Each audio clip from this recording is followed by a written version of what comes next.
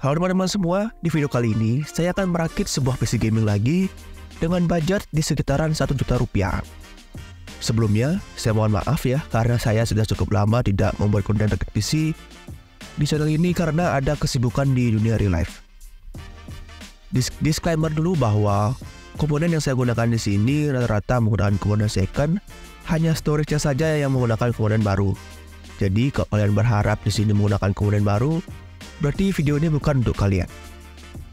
Oke, tanpa perlu basa-basi lagi, kita langsung ke perkenalan komponen. Untuk komponen yang pertama, saya menggunakan prosesor Intel Core generasi pertama, yaitu Intel Core i5 760. Walaupun prosesor ini sudah berumur 13 tahun lamanya, prosesor ini sudah memiliki 4 core dan 4 thread dengan speed base-nya 2,8 GHz dan turbo boost-nya mencapai 3,3 GHz. Untuk harga prosesor ini berada di kisaran Rp51.000. Karena TDP dari prosesor yang cukup besar ya, di 95 watt. Jadi di sini saya untuk CPU coolernya menggunakan CPU cooler Deepcool SH Mini untuk mendinginkan prosesornya. Kalian bisa saja ya menggunakan prosesor CPU cooler bawaan, tapi mungkin suhunya akan sedikit lebih panas karena TDP-nya yang cukup besar. Untuk harga dari CPU cooler Deepcool SH Mini ini berada di kisaran 103 ribuan. Lanjut ke bagian motherboardnya, saya menggunakan motherboard build up ya dari Intel, yaitu serinya H55. Saya pilih motherboard build up karena untuk durability-nya ini cukup bagus dan banyak berada di pasaran. Walaupun untuk fiturnya bisa dibilang sudah cukup jadul ya, seperti contohnya hanya memiliki 2 slot RAM, USB-nya hanya ada USB 2 tanpa ada USB 3, dan PCIe-nya masih menggunakan PCIe generasi kedua. Untuk harga dari motherboard ini berada di kisaran 230.000. Untuk RAM, di sini saya hanya menggunakan RAM sebesar 8 GB dengan konfigurasi 2x4 GB. Tapi saran saya kalian ambil RAM 8 GB single channel agar kedepannya kalian bisa upgrade lagi ke 16 GB karena itu adalah maksimum RAM yang bisa dipasang di Bobo H55 ini. Untuk harga RAM 8 GB single channel DDR3 berada di kisaran Rp116.000. Oke, kita lanjut ke casing atau rumah dari semua komponen yang kita rakit. Di sini saya menggunakan casing office ya dari Dasumba ya. Nggak tahu tipenya apa ini, tapi kalian bisa saja pilih casing sesuai selera kalian atau budget kalian. Untuk harga casing yang saya gunakan di sini itu berkisaran di harga 100 ribuan. Untuk menyuplai semua daya komponen yang saya gunakan di sini, saya menggunakan power supply dari Armageddon Voltron 235FX. Saya tahu bahwa PSU yang saya gunakan di sini ini kurang bagus ya bisa dibilang jika dipakai untuk jangka panjang. Tapi kita juga harus lihat sesuaikan dengan budget yang kita punya. Nggak mungkin lah kita PC 1 jutaan tapi PSU sendiri harganya sudah 500 ribu. Tapi kalau kalian ada budget lebih, memang saya sangat sarankan kalian untuk mengupgrade PSU-nya karena lebih bagus. Misalnya ke 80 plus bronze ataupun 80 plus biasa saja sudah cukup. Untuk harga PSU Armageddon ini berada di kisaran 100 ribuan. Lalu ada storage atau penyimpanan.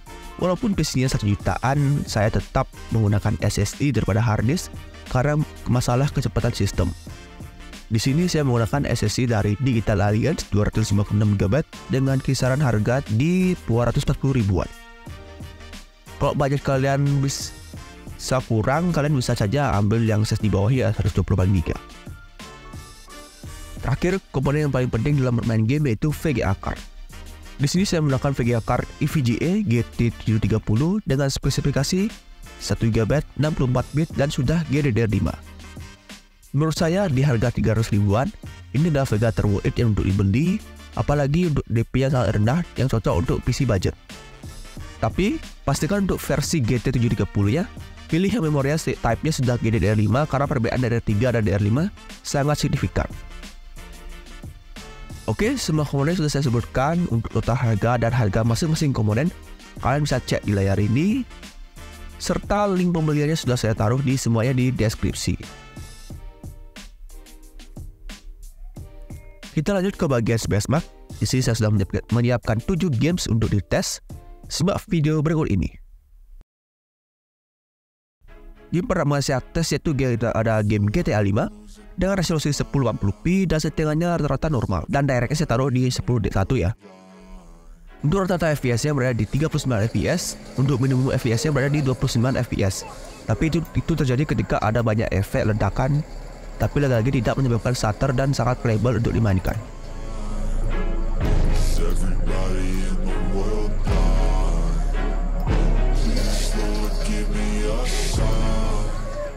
Lanjut ke Tomb Raider 2013. Untuk resolusinya saya menggunakan 1080p dan settingnya saya taruh di preset normal. Untuk rata-rata FPS-nya berada di 35 fps dan minimum FPS-nya berada di 25 fps. Karena game Tomb Raider ini bukan game yang dengan fase yang cepat, jadi untuk FPS segini masih sangat playable ya untuk dimainkan dan sangat enjoy untuk story-nya.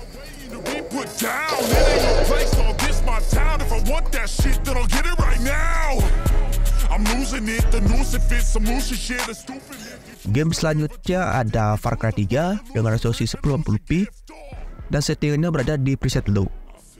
Untuk rata-rata FPS-nya berada di 35 fps dan minimum FPS-nya berada di 26 fps.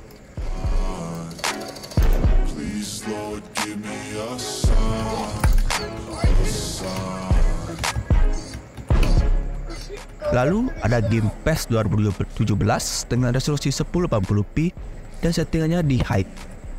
Untuk rata-rata FPS-nya ini lempeng ya, di 60 fps, tidak ada drop.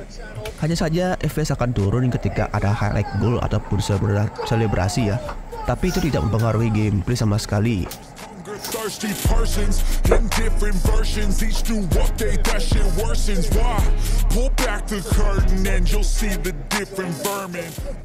Lanjut ke game Dota 2 dengan resolusi 1080p dan presetnya saya taruh di bagian kiri ya, atau low.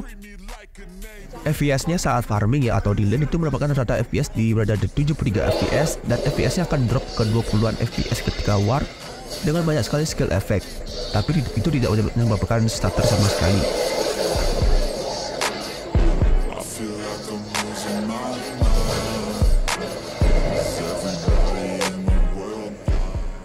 Selanjutnya ada game Genshin Impact dengan resolusi 1080p dan settingannya berada di lowest. Untuk rata-rata FPS-nya berada di 37 fps dan minimum FPS-nya berada di 29 fps.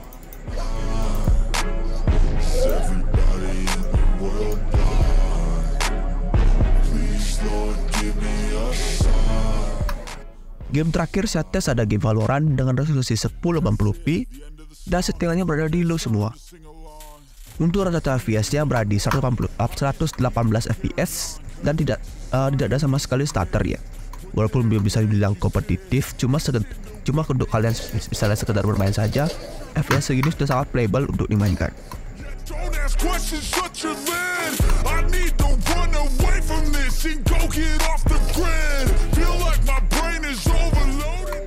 Oke, itu dia tes beberapa game yang saya sudah tes. Kalian bisa, kalau kalian ingin merakit PC seperti yang kayak rakit di sini, kalian bisa cek semua linknya di deskripsi. Oke, segitu dulu untuk video kali ini. Kalau saya ada salah kata, saya mohon maaf. Dan jika kalian ada pertanyaan, kalian bisa chat di kolom komen di bawah. Oke, sampai jumpa di video berikutnya dan bye.